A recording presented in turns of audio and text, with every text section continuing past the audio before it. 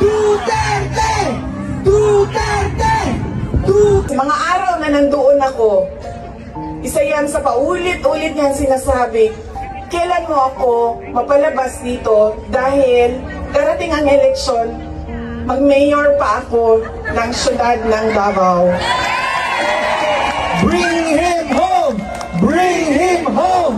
Bring him home! Bring him home!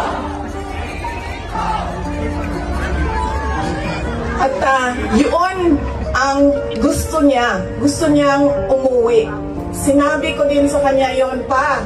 Sabi ko, yung kagustuhan mo na umuwi, yan din yung katapusan ng buhay mo. Magiging Ninoy Aquino Jr. ka. At sinabi niya sa akin, sabi niya, kung ganyan ang kapalaran ko, then so be it. Basta lang mauwi ako sa Pilipinas.